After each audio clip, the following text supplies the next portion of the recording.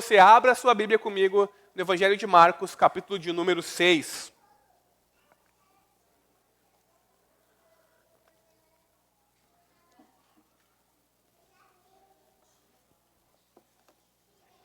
Nós leremos os versículos 1 a 6,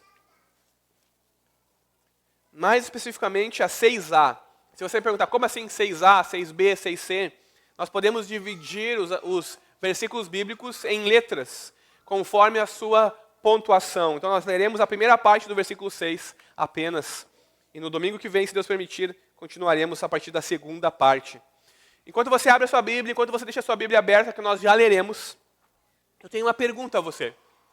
Qual você acha que é o pecado mais universal de todos? Talvez na sua própria experiência, ou na experiência daqueles que você conhece. Como você responderia? Qual é o pecado mais universal de todos? Talvez você possa pensar em alguém que você conhece, ou no seu cônjuge, ou em um amigo, ou um parente, que vive irado, e dizer, com certeza, o pecado mais universal é a ira.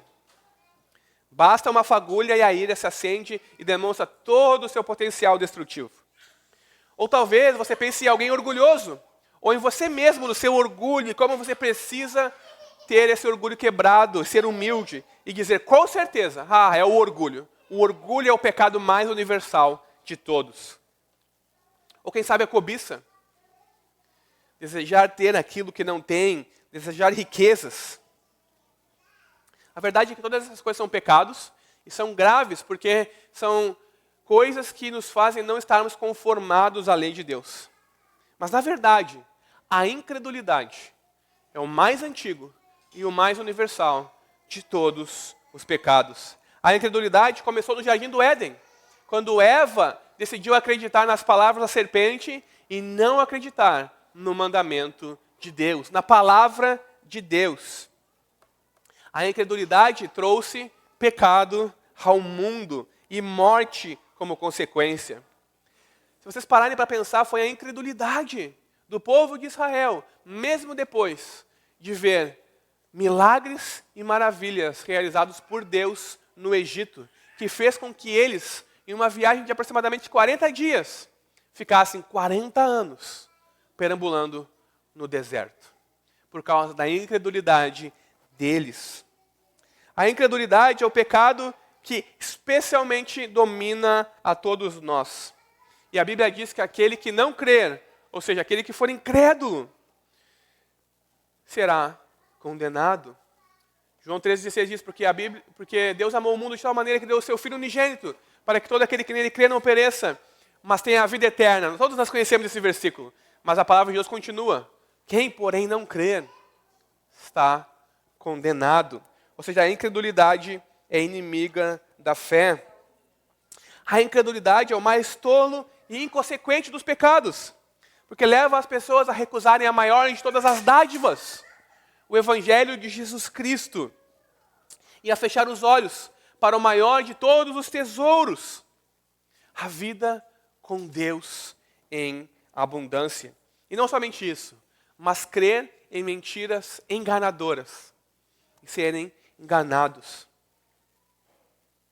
A incredulidade é o pecado mais comum, que mais nos assola no mundo. Milhões ao redor do mundo são culpados desse pecado. Mas por que eu estou falando de incredulidade aqui, nessa manhã, nessa introdução? Porque a incredulidade é o tema da passagem que nós vamos ler agora de Marcos. Essa passagem trata a respeito de incredulidade e ela serve a nós, a mim e a você, como um aviso para não seguirmos por esse caminho. Nós vamos ver nessa manhã o perigo e as consequências da incredulidade. Marcos 6, versículos 1 a 6, diz assim a palavra de Deus. Tendo saído dali, Jesus foi para a sua terra, e os seus discípulos o acompanharam. Chegando o sábado, começou a ensinar na sinagoga, e muitos, ouvindo-o, se maravilhavam, dizendo: de onde lhe vem tudo isso? Que sabedoria é esta que lhe foi dada? E como se fazem tais maravilhas por suas mãos? Não é este o carpinteiro, o filho de Maria, e irmão de Tiago, José, Judas e Simão? As suas irmãs não vivem aqui entre nós? E escandalizavam-se por causa dele. Jesus, porém, lhes disse: nenhum profeta é desprezado, a não ser na sua terra, entre os seus parentes e na sua casa. Não pôde fazer ali nenhum milagre, a não ser curar uns poucos doentes, impondo-lhes as mãos. E admirava-se da incredulidade deles.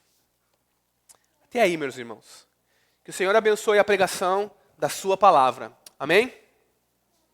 Essa passagem, ela nos fala do perigo da incredulidade e dos seus efeitos no nosso coração. Essa passagem é um alerta de Deus para mim e para você. Um alerta de que precisamos estar cientes do perigo da incredulidade em nosso próprio coração, para não rejeitarmos a Deus na nossa vida. E esse é o tema da mensagem nessa manhã. Eu e você precisamos estar cientes da incredulidade no nosso próprio coração, para não rejeitarmos a Deus na nossa própria vida. E o esboço dessa mensagem é bastante simples. Nós vamos falar sobre os perigos da incredulidade e os efeitos da incredulidade. Então, primeiro ponto principal, os perigos da incredulidade, ou a resposta do povo de Nazaré a Jesus. Versículos 1 a 3. Eu e você precisamos notar o contraste dessa passagem, o tom dessa passagem, com as passagens anteriores. Nas passagens anteriores nós vemos Jesus exercendo o seu poder e a sua autoridade. Ele derrota os poderes da natureza. Com uma palavra, ele acalma uma tempestade e um vento forte, e as ondas cessam e se acalmam. Com uma palavra, ele derrota uma legião de demônios. Com uma palavra, ele destrói os seus inimigos, os poderes das trevas. E até mesmo as doenças e a morte não são páreos para Jesus. Ele tem poder e autoridade sobre essas coisas. Ele pode curar os doentes, não importa quão crônica e há quanto tempo a pessoa esteja sofrendo. E ele pode até mesmo ressuscitar os mortos. Ninguém, nem coisa alguma, pode impedir Jesus. Porque ele tem toda a autoridade e poder, tanto sobre o mundo natural, quanto sobre o mundo espiritual. E por causa da sua autoridade, nós temos visto, as multidões afluem até ele, as pessoas vão até ele, se prostram aos seus pés, e são curados, ouvem o seu ensino, e ficam admirados com a sua sabedoria e com o seu poder, ao verem os milagres realizados por Jesus. Mas na passagem que nós lemos, ao retornar para a sua terra, para Nazaré, Marcos não diz, mas nós sabemos que Jesus, ele havia nascido, obviamente, em Belém da Judéia, onde todos nós conhecemos as maravilhosas passagens dos evangelhos. E depois de um tempo no Egito, fugindo de Herodes, que queria matá-lo, ele retorna para Israel com seus pais, mas retorna não para Belém, mas para a Galileia, especificamente para Nazaré. E Nazaré era um pequeno povoado, naquela época, com cerca de 500 pessoas aproximadamente. Era um lugar onde todo mundo se conhecia, onde amigos de infância se casavam na vida adulta, e as pessoas conheciam uns aos outros, contratavam os serviços uns dos outros, brincavam juntos quando crianças, trabalhavam junto quando adultos, e todos conheciam assim uns aos outros e viviam em comunidade. E aos sábados, eles se reuniam na sinagoga para adorar a Deus, ouvir a respeito de Deus e serem instruídos na lei do Senhor. Então, Jesus, imediatamente depois de ressuscitar, melhor dizendo, a filha de Jairo, ele pega os seus discípulos e ele volta para a sua terra. Ele sai da região do Mar da Galileia e vai um pouco em direção ao sul para Nazaré. Chegando lá, como era o seu costume, no sábado, ele vai à sinagoga. E como a fama de Jesus como mestre estava crescendo, ele recebe o convite para ensinar, para falar a respeito dos rolos do Antigo Testamento. Pelos milagres que você tem visto Jesus realizar até aqui, pelo poder de Jesus sendo demonstrado por Marcos até aqui, você esperaria que quando Jesus chegasse na sua terra natal, ou melhor, na sua terra, ele fosse recebido como um herói.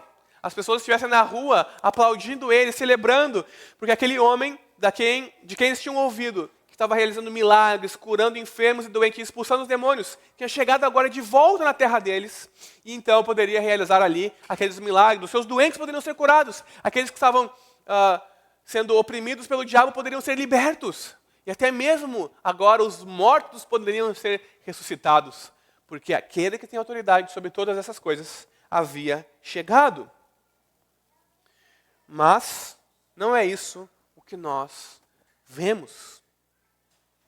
As pessoas até se admiram de Jesus quando o ouvem na sinagoga. Que sabedoria é essa? Nossa, quem é este? Mas essa admiração rapidamente se transforma em escárnio e incredulidade. De que sabedoria é essa? Como se fazem tais sinais por intermédio dele? Eles falam, não é este o carpinteiro? O filho de Maria? E aqui eles estão sendo completamente contrários a Jesus. Eles estão desprezando Jesus, porque eles estão nas entrelinhas, lembrando da sua profissão. Jesus era um carpinteiro, ele era, na verdade, como se fosse um técnico. A palavra original aqui, tecton, tem a ver com técnico, e é de onde nós tiramos a nossa palavra em português para técnico. Mas um tecton era alguém que trabalhava com madeira e também com pedras. Era alguém que construía casas e também fazia trabalhos de carpintaria. E eles estão lembrando Jesus aqui. Não é este o carpinteiro? Alguém comum do nosso meio aqui, que tem uma profissão comum. E filho de Maria aqui nos lembra do escândalo de Maria grávida antes do seu casamento. Ainda pairava no ar dúvidas sobre de quem Jesus era de fato filho. E eles estão aqui intencionalmente denominando Jesus de filho de Maria, porque no mundo antigo isso era uma afronta, era uma vergonha, porque um judeu, ele carregava o nome do seu pai. Se eles estivessem honrando Jesus, eles teriam dito, não é este o filho de José? Porque a linhagem no mundo antigo para os judeus era carregada por meio dos homens. Então, quando se mencionava o nome da mãe, era apenas para gerar escárnio. E aqui temos esse escárnio lançando dúvidas sobre de quem Jesus de fato era filho. Percebam, a proximidade e o conhecimento daquelas pessoas sobre a história de Jesus impede que os conterrâneos de Jesus enxerguem quem ele realmente era. A familiaridade deles com Jesus gerou uma resistência deles ao que Jesus estava fazendo agora. Eles estavam acostumados com aquele Jesus que era um carpinteiro, que talvez eles tivessem contratado os seus serviços para consertar uma porta ou levantar uma parede. Para eles não era possível que o simples conterrâneo deles pudesse fazer todos aqueles milagres e ter toda aquela sabedoria e autoridade. Eles sabiam que ele não tinha estudado com um grande mestre da época. Eles sabiam que ele não tinha ido para Jerusalém e se debruçado durante anos e anos e anos sobre a Torá. Eles sabiam que ele não tinha uma instrução formal. Eles sabiam, no nosso contexto, de que Jesus não tinha ido para a universidade. Que Jesus não tinha um diploma. Que Jesus não tinha uma profissão estabelecida. Ele era alguém que começou a fazer algo e fazia algo porque aprendeu assim dos seus pais. Alguém simples. Gente como a gente, da terra deles. Ele não poderia estar fazendo tudo aquilo. Eles estavam familiarizados demais para acreditar nele. Dessa forma, os moradores de Nazaré perderam a oportunidade de experimentar o poder de Deus que estava diante deles. Por que as pessoas não acreditaram? Por que as pessoas daquela cidade não acreditaram em Jesus? Porque as coisas grandes que Jesus fazia não combinavam na mente deles com as coisas pequenas que ele também fazia. Veja, eles ouviram sobre os milagres, sobre as libertações, sobre o ensino. Eles ouviram e até talvez alguns viram. Mas isso não combinava com o Jesus que eles conheceram, que brincou com um dos seus filhos, que consertou uma das suas casas, que andava entre eles, que fazia as refeições com eles. Eles eram incrédulos, porque eles esperavam apenas coisas grandiosas demais de Deus.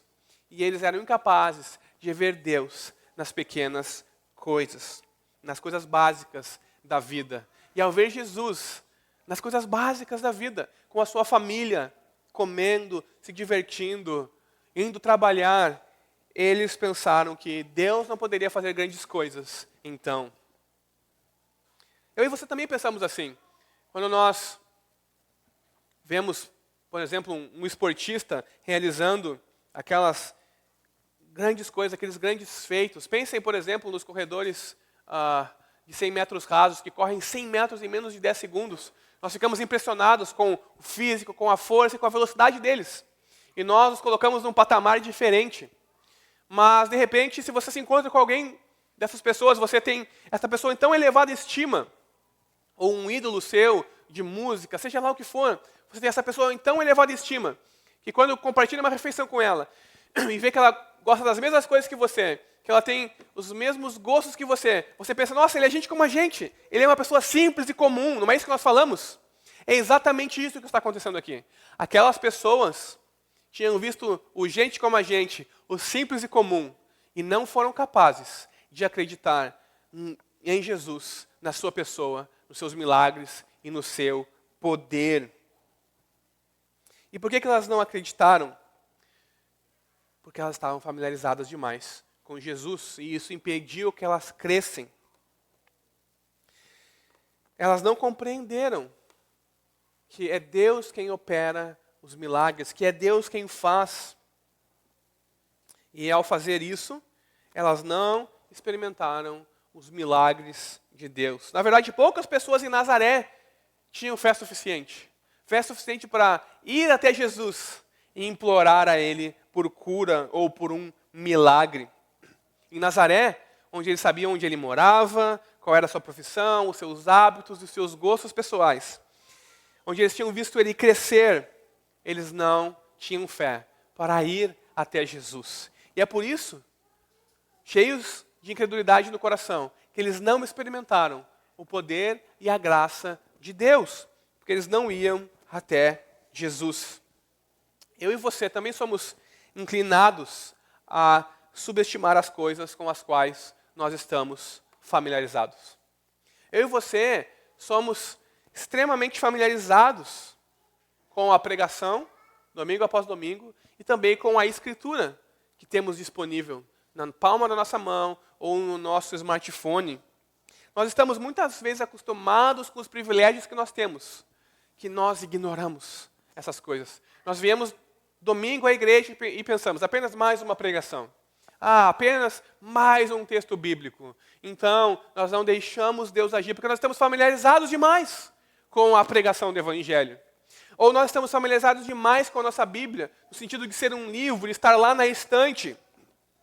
E nós temos talvez 3 ou 4 traduções diferentes, 3 ou 4 tipos de Bíblias diferentes, de estudo, de anotação, com devocionais diários, que nós não lemos. Nós estamos tão familiarizados, está ali, faz parte da nossa rotina, que nós esquecemos da importância e do poder que fluem dessas páginas.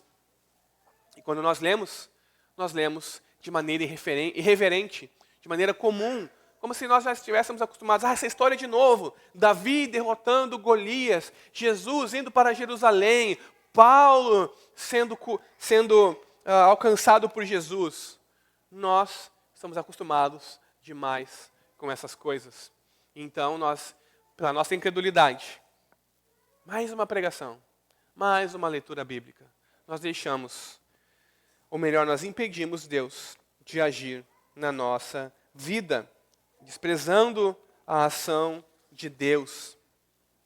Da mesma forma, a familiaridade daquelas pessoas com Jesus, em vez de gerar fé, produziu preconceito e incredulidade.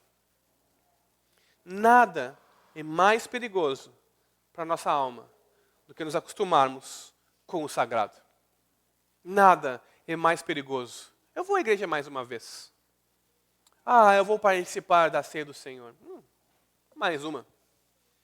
Mais um capítulo da Bíblia.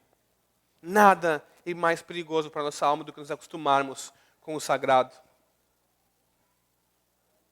Aquelas pessoas pensavam que conheciam Jesus, mas os seus olhos estavam cegos pela incredulidade. E quantas vezes nós também não pensamos que conhecemos a nossa Bíblia, que sabemos aonde a pregação vai, e estamos cegos pela incredulidade. Não ouvimos, não compreendemos, não praticamos, não aplicamos na nossa vida. O perigo do conhecimento, separado de uma prática da fé, é algo real e que todos nós temos que nos preocupar. Perceba, o povo de Nazaré ele reconhecia que Jesus fazia coisas extraordinárias e tinha uma sabedoria sobre-humana. E eles fizeram 3 perguntas reconhecendo isso. Primeira, de onde lhe vem tudo isso? Segunda, que sabedoria é esta que lhe foi dada? Terceira, e como se fazem tais maravilhas por suas mãos? Eles tinham a cabeça cheia de perguntas por causa do poder de Jesus, mas o seu coração vazio de fé nele. Porque eles não puderam explicar Jesus. As suas perguntas não foram respondidas como eles imaginavam. Eles o rejeitaram. Quantos de nós também, nós não podemos explicar Jesus, nós não podemos compreender, então nós o rejeitamos. Incrédulos. Um comentador, um estudioso, chega a dizer que aquelas pessoas de Jerusalém levantaram muros para se defenderem do Espírito Santo, porque eles não podiam compreender Jesus. Perceba o contraste entre o humilde carpinteiro e o poderoso profeta de Deus, que se manifestava de forma sobrenatural, era muito grande para aquelas pessoas compreenderem. Então o que elas fazem? Elas o rejeitam como profeta de Deus. Elas escolheram a descrença, uma escolha que deixou Jesus admirado. Irmãos, eu e você precisamos compreender que a incredulidade é pecaminosa, é um pecado. Nós deixamos de crer porque o nosso coração é endurecido de tal forma,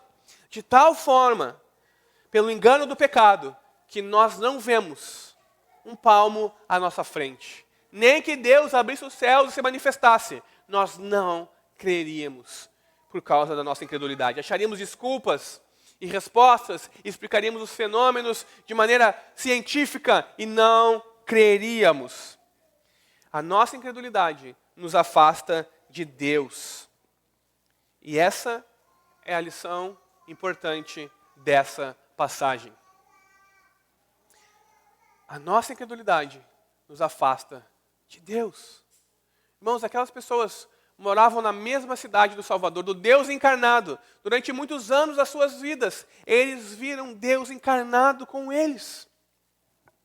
Mas por causa dessa familiaridade, eles o rejeitaram, por causa da incredulidade no coração deles.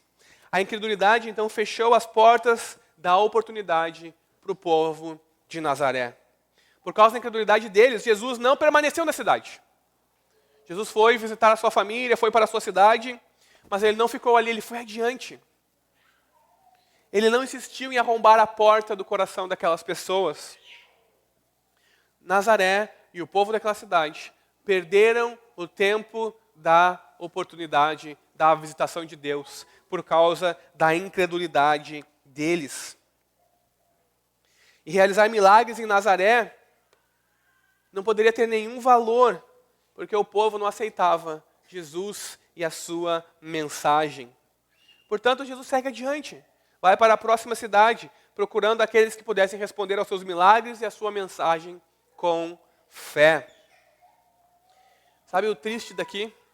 É que Jesus deixou Nazaré e não há nenhuma menção de que ele tenha voltado a Nazaré durante a sua vida aqui na terra. Tamanha incredulidade do seu povo, Jesus não volta mais lá. As pessoas pensam que elas têm oportunidades limitadas. Não, hoje eu não vou à igreja. Semana que vem eu vou. Não, hoje eu não vou ler a minha Bíblia. Semana que vem eu vou. Não, eu não vou me arrepender do meu pecado. Não, eu tenho mais oportunidades. Nós pensamos que temos oportunidades ilimitadas. Mas isso é um grande engano.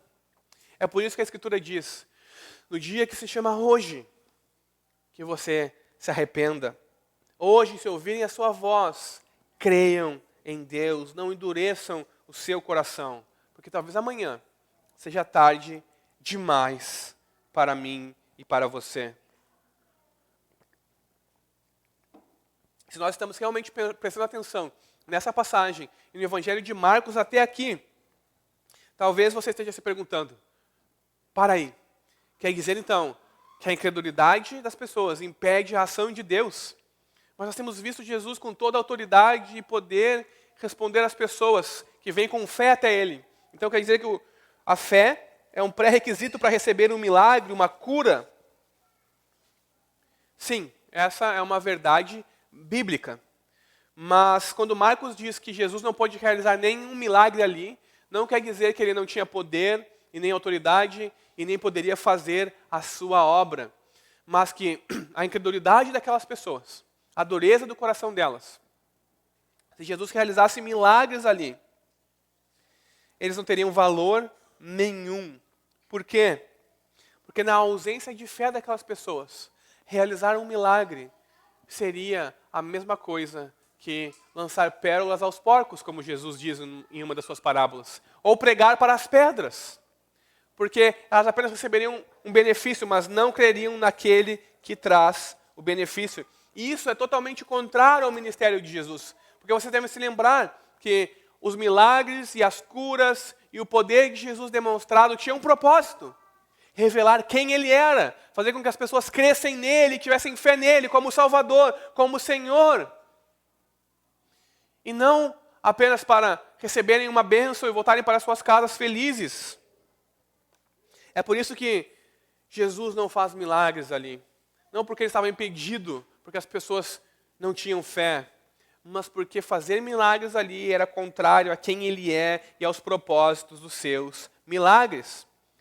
Isaías 43:13 diz, agindo eu, quem o impedirá?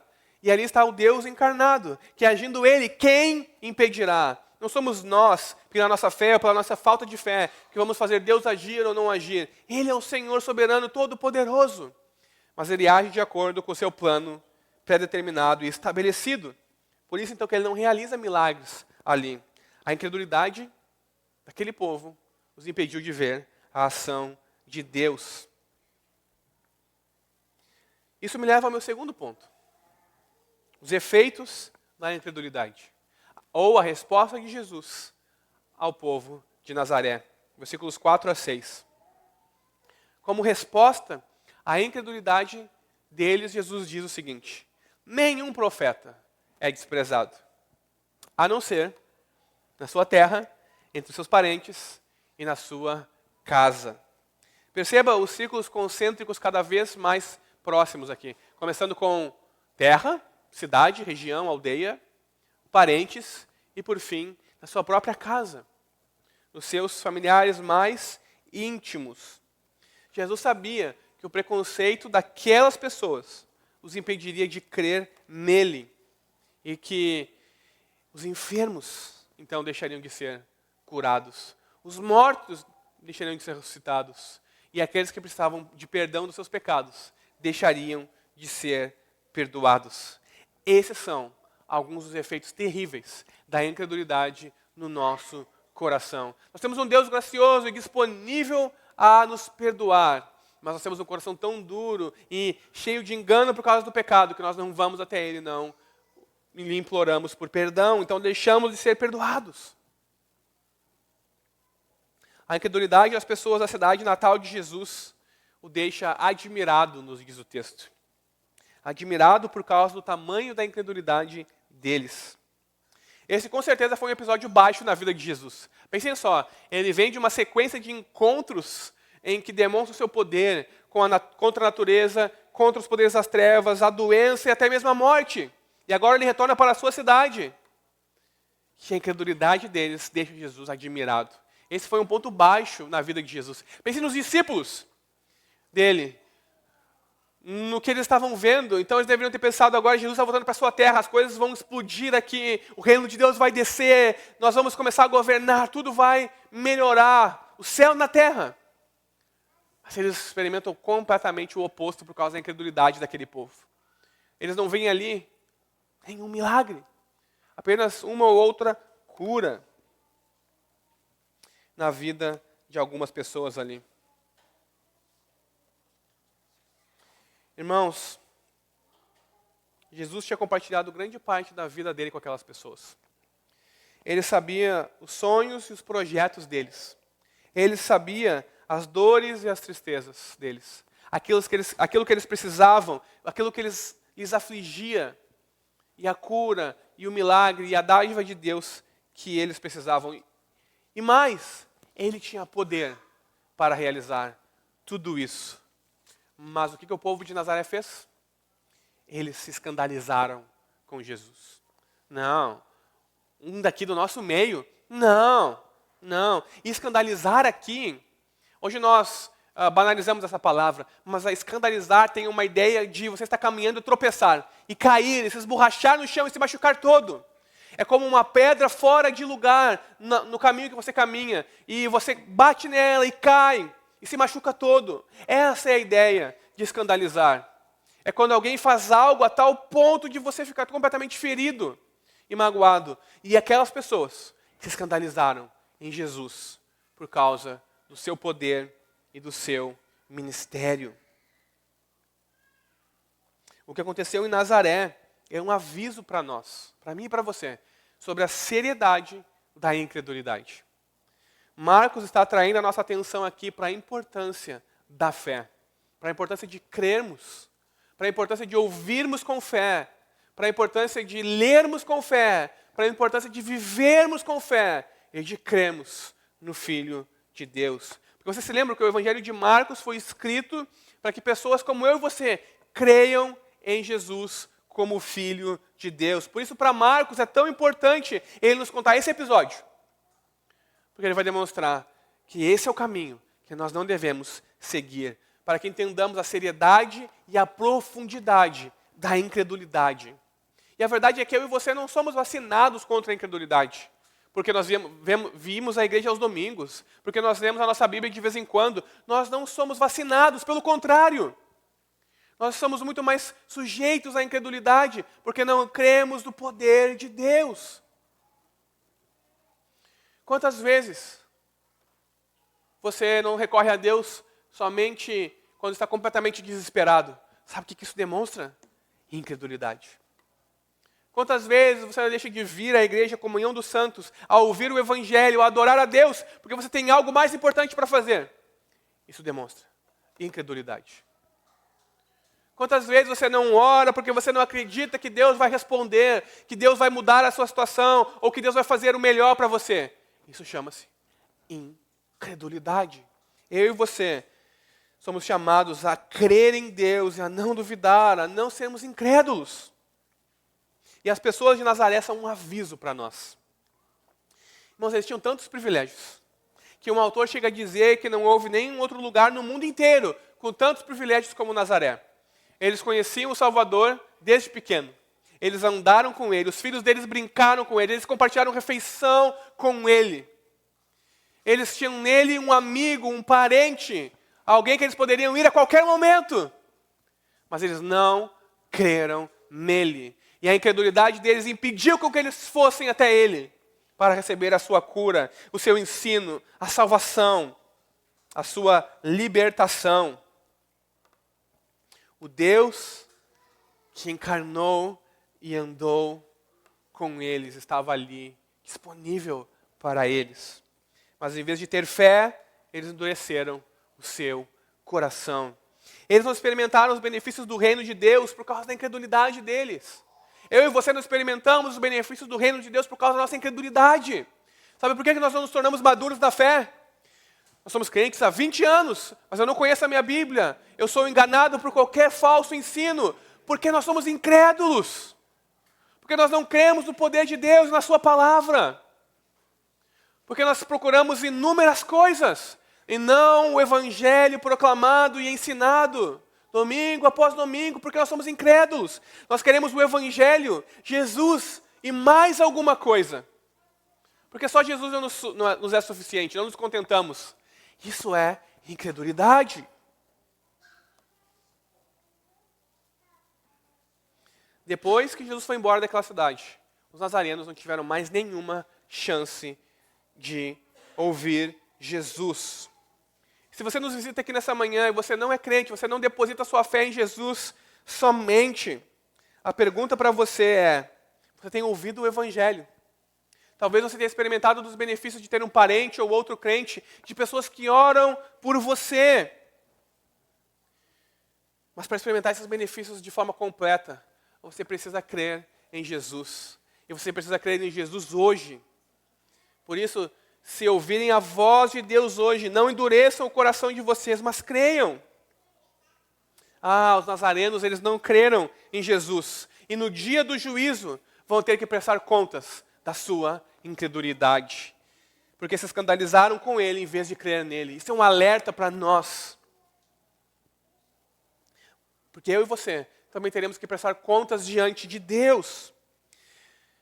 Ou eu e você nos maravilhamos com o evangelho, com o poder de Deus demonstrado em Jesus e confessamos Ele como Senhor e Salvador. Ou Ele vai se maravilhar de nós, da nossa incredulidade. Percebam aqui, no dia do juízo, no dia da ressurreição, no dia que Ele vier fazer novos céus e nova terra, ou nós nos maravilharemos por quão grande Salvador Ele é, ou Ele vai se maravilhar de nós por causa da nossa incredulidade. Só há dois lugares onde a Escritura diz que Jesus se maravilhou. Nessa passagem, com a incredulidade deles, e numa passagem onde Jesus diz que não viu fé do tamanho da que ele tinha visto naquele homem, em um centurião romano que não fazia parte do povo de Deus. Jesus se maravilhou com a fé do centurião e com a incredulidade daqueles homens. Jesus se maravilhará com a nossa fé ou com a nossa incredulidade? Até chegar a Nazaré, todos se admiravam de Jesus. Todos se admiravam. Mas agora é a vez de Jesus se admirar. E da incredulidade do povo da sua cidade. Se você não se admirar dele em fé, ele vai se admirar da sua incredulidade. Qual será a sua resposta a Jesus? Para nós concluirmos, há mais coisas para nos admirarmos nessa passagem. Se você é cristão, aqui a rejeição de Jesus na sua própria cidade prefigura a rejeição dele na cidade de Jerusalém. Porque Jerusalém é a cidade do rei. E o grande rei está ali. E ele irá para a sua cidade. E lá o grande rei será rejeitado na sua cidade. Os moradores de Nazaré se escandalizaram por causa de Jesus. Isso também prefigura que os moradores da cidade do rei também se escandalizarão nele e o crucificarão. A hostilidade que ele está enfrentando aqui e agora prefigura a hostilidade que ele vai enfrentar cada vez maior até chegar em Jerusalém e ser morto. Porque foi para isso que ele veio. Marcos quer que não sejamos incrédulos, que compreendamos os perigos da incredulidade, mas que entendamos também que Jesus veio não para ser aceito e aclamado como rei, mas para ser rejeitado. Porque se ele não fosse rejeitado, ele não poderia oferecer-se a si mesmo em sacrifício. Percebam que a rejeição da pessoa de Jesus e as pessoas se escandalizarem com ele aqui era parte do plano de Deus também. Era o propósito da sua vida e do seu ministério. Porque Jesus, ele é o servo sofredor de Isaías 53, que diz que o Messias, o Salvador, era desprezado e o mais rejeitado dentre os seres humanos. Que as pessoas não fizeram caso dele. Esse aqui, não. Que não creram nele. Que ele era um homem de dores, um homem experimentado no sofrimento, um homem de quem os outros homens escondem o rosto. Alguém rejeitado, desprezado, menosprezado. Essa profecia foi parcialmente cumprida em Nazaré, naquele dia, quando os conterrâneos de Jesus o rejeitaram, e ela seria completamente realizada em Jerusalém, num monte chamado Calvário. Jesus encarnou para sofrer em meu e em seu lugar. Era necessário que ele fosse rejeitado, sofresse muitas coisas, a fim de que desse a sua vida em sacrifício, em resgate por muitos, ao morrer na cruz. A pergunta é, do que nós nos admiraremos? Do que nós nos maravilharemos? De quem ele era? Ou com as coisas que nós temos à nossa disposição? Que possamos dizer junto com o salmista, isto procede do Senhor, e é maravilhoso demais aos nossos olhos. Essa é a resposta que Jesus exige de nós, de fé, crer nele, na sua obra em nosso favor, e não virarmos as costas em incredulidade, achando que sabemos mais, que temos mais sabedoria e conhecimento. Amém? Vamos orar? Se você pudesse colocar de pé.